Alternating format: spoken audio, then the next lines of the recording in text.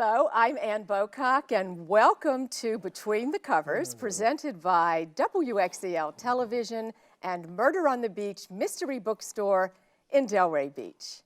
My guest has written so many books that I think I have lost count.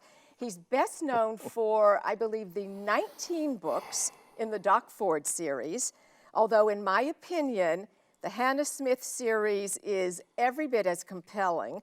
He's an award-winning and New York Times best-selling author. And what a story about his personal life, how being a fishing guide becomes a best-selling author. He has been known as one of the hottest writers in America, and I'm very pleased to welcome Randy Wayne White. Great to be here. What a great-looking group. My golly, if we could bottle these genetics, we'd be billionaires. And you look great this morning, Ann, as well. Thank you. Thank you. I want to thank you for joining us on this coast of Florida. Your home is on the West Coast, which we sort of consider here the kinder, gentler part of Florida. Well, I probably shouldn't say anything about that, although we're kinder and gentler. Oh, wait, you just said that. We call it the Mangrove Coast. It's the Back Bay Coast. It's more Midwestern, I would think, to some degree, more southern in other ways, but both coasts are lovely, of course. Very diplomatic. You know what surprised me? Your books are fiction, but they are so full of the richness of Florida history. I was surprised to find out that you're not a native. No, I'm not. I was born in Ohio, and I'm darn proud of that. But all my family's from North Carolina, and we're all from somewhere else, wherever we might be born, I believe. Went to high school in Iowa, moved to Florida in '72, and fell in love not just with the natural history, our incredible natural history, but our very compelling and incredible social history. So a lot of which comes out in your books. It's obvious that you do your homework when it comes to research. And I think you probably know more history than a lot of Florida natives. I assume it's important to you to get it right because you'd be getting the fan mail otherwise. Well, you know what? I discovered something early on, and it's this. And I suspect many people here are writers, those of you who are not homeless. If you're readers, I believe you are therefore writers. I truly believe that. But I learned this early on. If a reader catches you in an error of fact, whether you're writing fiction or nonfiction, you've lost much of your credibility. So I take the research very seriously, and I wish I remembered everything I had researched or written. My memory's not that great, but yeah, I do take it very seriously, and it's fascinating, the state we live in. The books are set in Florida. Mm-hmm. They're not set in the same Florida like a lot of mystery writers. We're not talking the South Beach, the Disney. It's a different Florida. Well, Florida's a different state. It's eclectic and varied. And if you're writing about two characters and the setting is Florida, you're necessarily dealing with at least one very powerful character, and that is Florida. And much of the reason I love this state. The west coast of Florida, Sanibel Island, where I live, lovely, lovely place, is much, much different than Chokoloskee, Florida, which is about 65 miles to the south, much different. Sarasota is different than Cape Coral. It's, I call Cape Coral Steubenville by the sea, I think I called it once. But all these places are very different. But how did you end up as a fishing guide, which is where this whole story began? Right, yeah. I was a light tackle fishing guide on Tarpon Bay, Sanibel Island, Florida for more than 13 years. I did more than 3,000 charters. With rare exception, I was in the water about 300 days a year or more. The marina closed to powerboat traffic, or the Tarpon Bay was closed to powerboat traffic in 1987, and I'm not qualified to do anything. So I wrote a book. And by gum, it's worked out swell. That is definitely the Cliff Notes version, but you had been writing under an alias. I wrote a number of thrillers under pen names. I worked very hard at learning this difficult craft of writing.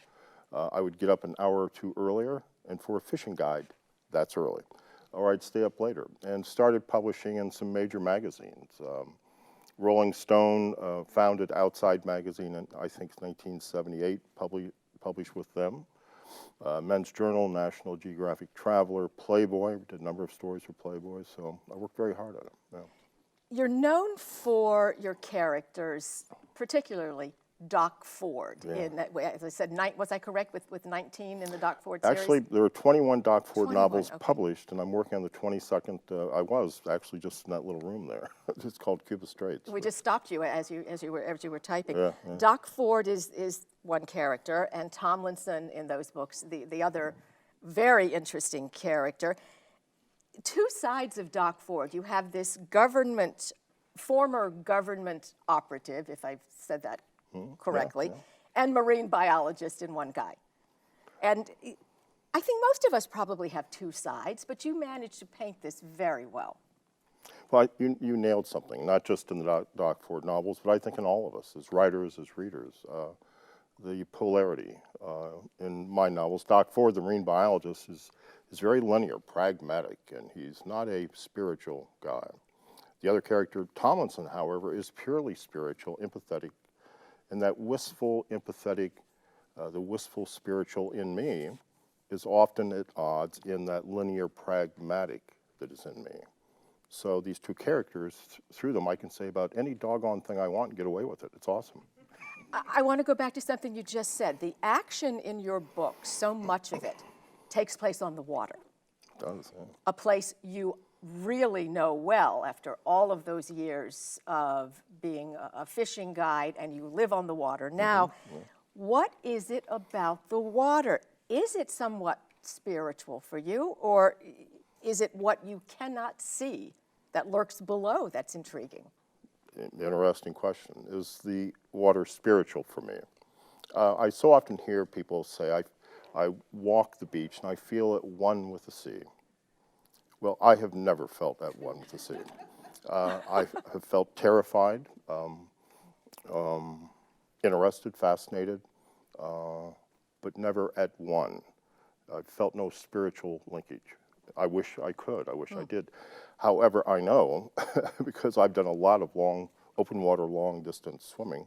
Every year I do the St. Pete to Tampa swim. That's about 3.5 to 5 miles, depending on how far you go off course. And I've been in big water alone, and something's going to eat you. Now, it's just a matter of time, but something is going to eat you. Now, you may well drown first, but ultimately something is going to eat you. So That sounds terrifying. well, it just scares the heck out of me too. I don't know why I do these Why things. do you do it? I'm just nuts. But it's not the sort of thing you're going to see in a Hallmark card, but it's true. It is true. Now, my character Tomlinson might well disagree, but so the allure of the water, much of it is what you cannot see. For me, much of it for me is that I understand so little about it. And there's so much more to know. And I love to figure out how things interlock and link and interact, and it's fascinating. Do you get to spend as much time on or near the water as you would like to? Never, never, which tells you how nuts I am. But I love paddle boarding and paddle surfing and swimming in open water. Love to just head out from the beach, and I didn't know I did a swim out on this book tour. I think it's very windy. It was a couple of years ago, and I swam out through the breakers. I got caught in some riptide and kept getting further and further out, and I finally made it back in. And there was a gentleman there with his 2 children, and he watches me crawl out of the water. And he said, "Did you fall off a boat?" I said, "I might as well have." Did you do what you were supposed to do with the riptide and swim parallel to the coast? Yeah. Yeah, you stay calm and you just try to swim parallel. But you keep in mind that as you're trying to swim parallel, you can also be swept out, and that's when you do not panic. You just stick with it, and you're going to end up somewhere. Okay. If something doesn't eat you. Well, now for the new novel, which is Haunted, and that is the Hannah Smith series. This, I think I am correct, this is the third in the Hannah Smith series. It is just as action-packed as the Doc Ford novels, with the twists and the turns that we expect from you. And I love the idea that she does fishing expeditions as well as her private eye work. Yeah, I love Hannah Smith. I just adore Hannah Smith. In Florida history, there are many iconic women, two of whom are the Smith sisters, late 1800s, early 1900s, Hannah Smith and Sarah Smith. Sarah Smith, Hannah's sister, was the first human being, not just the first woman, the first human being to ever drive an ox cart across the Everglades. Have you ever tried to walk in the Everglades? This is an incredible feat. She was called the Ox Woman, and as my Hannah Smith frets, she hopes it's not because of the one photograph taken of Sarah Smith. Hannah Smith, the first Hannah Smith, the real Hannah Smith, was known as Big Six because she was tall and she chopped wood for a living, and she hunted hogs and helped drive cattle. Well, I love that female, independent, particularly Southern voice. My maternal family is from Richmond County, North Carolina, a cotton mill town, and I grew up, my dear departed mother, Georgia, née Wilson, and my 6 aunts or aunts, listening to them on the porch on summer nights. And none of these women had gone beyond the 8th grade, but they loved books. So they're very well educated and very smart, and they were and are the funniest human beings I've ever met. But to listen to them interact and observe and tell ghost stories, well, that's the voice I tried to capture in my Hannah Smith, and it's a hoot. I want to thank you for inventing this particular woman. She is wonderful. As I said, she is a fishing guide, and she's very tall, and she has these body images that I love that because you really targeted how women think about themselves. I don't know. I certainly try, and there are many flippant answers to that, and I'll not give them. But no, I try very hard. But I think all the jokes about men and women aside, we are cerebrally very, very much alike. We are.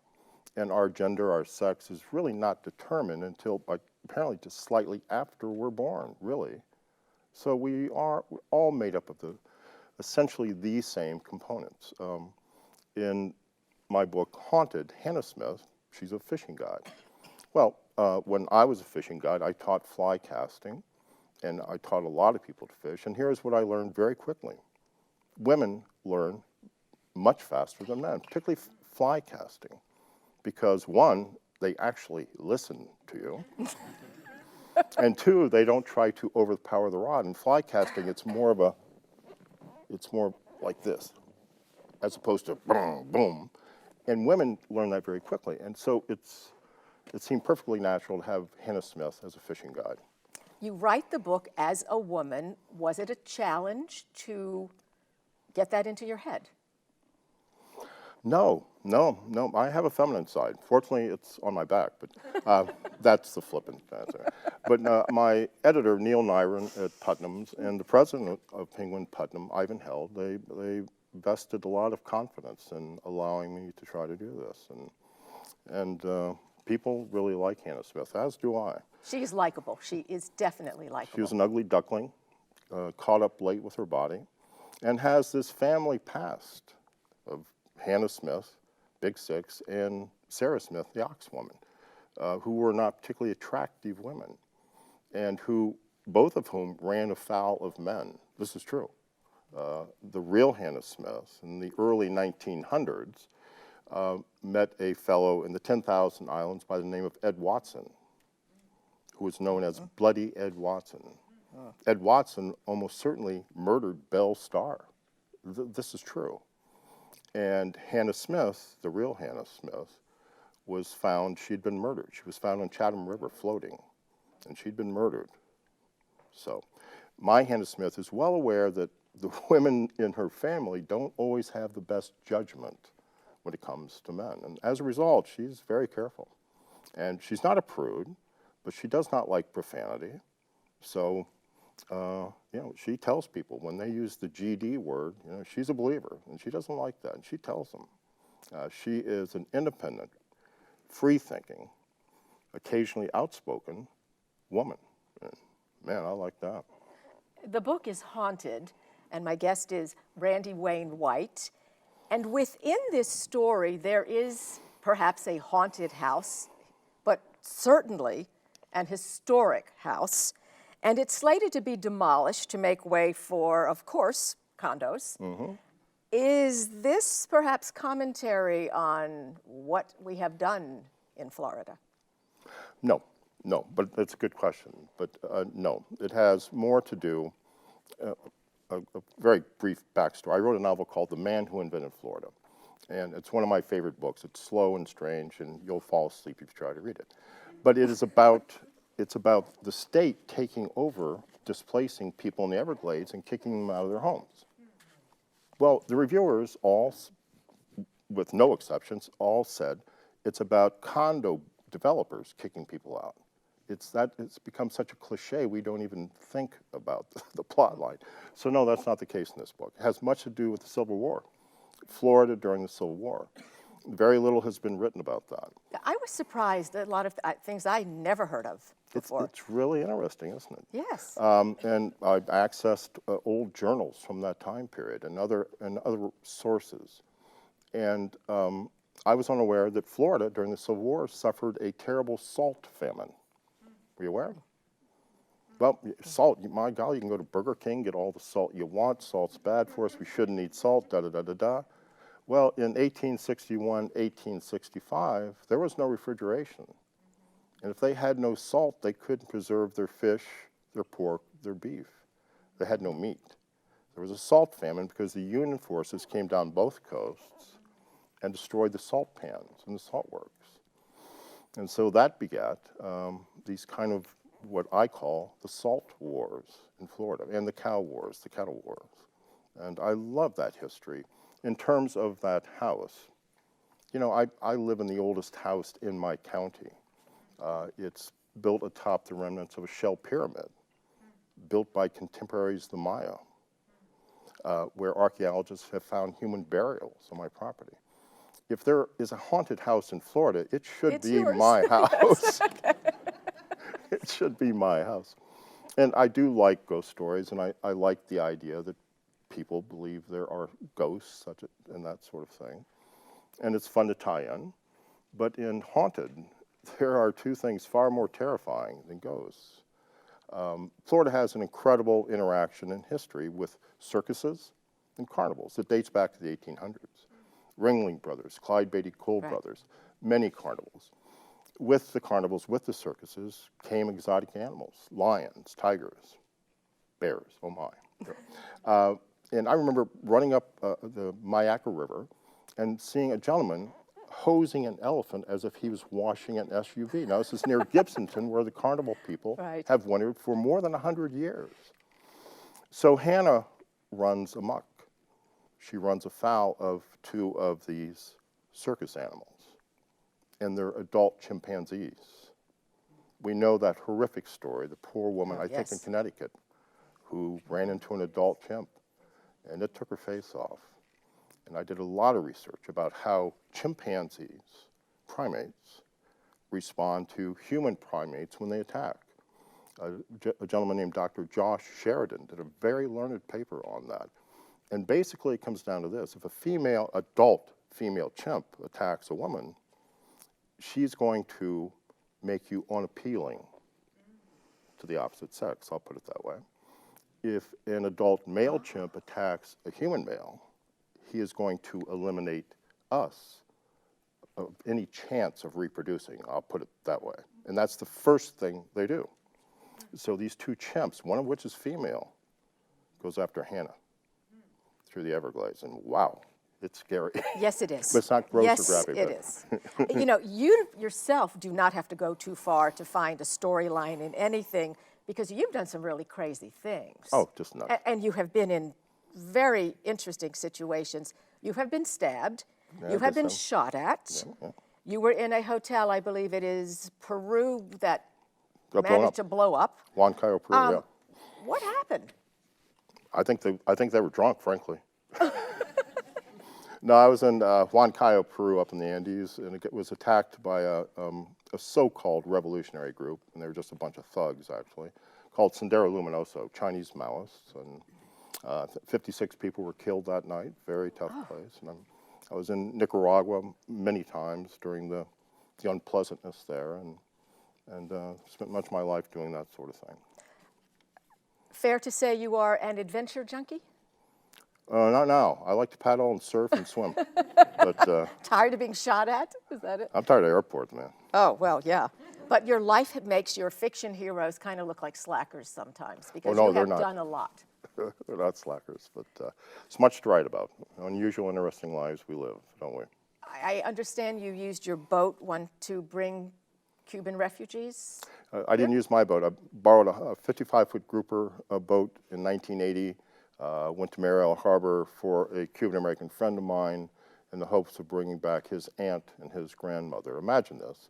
You and your husband have a son and a daughter.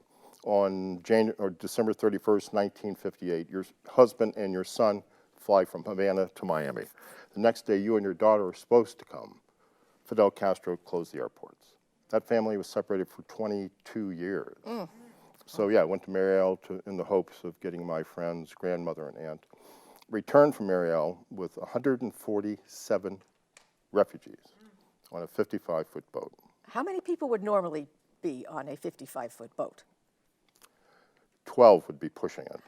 Okay. 12 would be pushing it. Stormed all night. Every one of those folks were sick. But when they raised Key West, when they realized what they were seeing, they all took up this chant, Libertad, Libertad, Liberty. It was very powerful, and it really stuck with me. And I still go to Cuba quite often.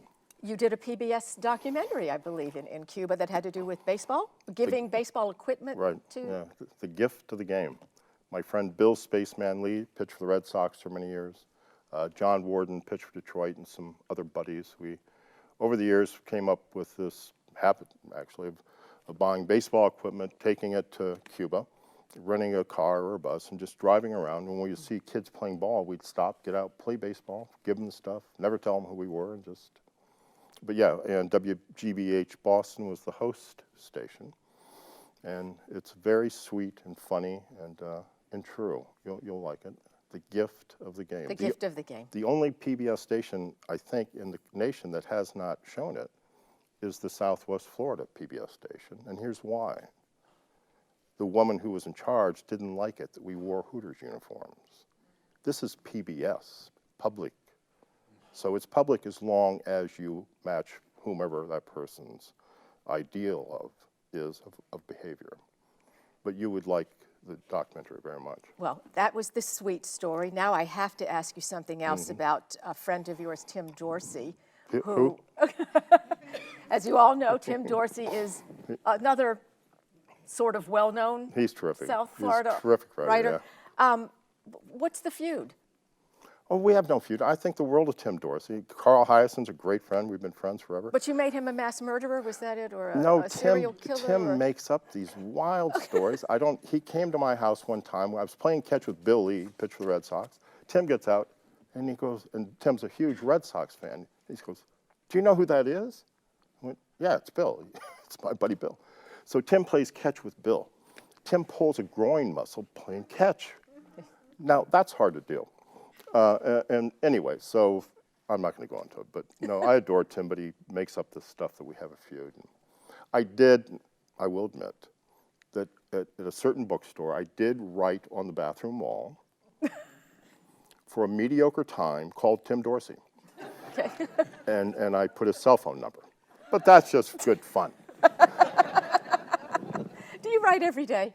7 days a week, with rare exception, except on the book tour. Yes, yeah. It's what I do, and I'm brilliant when it comes to making excuses, and I try not to fall for my own excuses. Because I assume your editor wants the next book coming out as soon as the first one is released. Yeah. This one is Haunted. It is the third in the Hannah Smith series.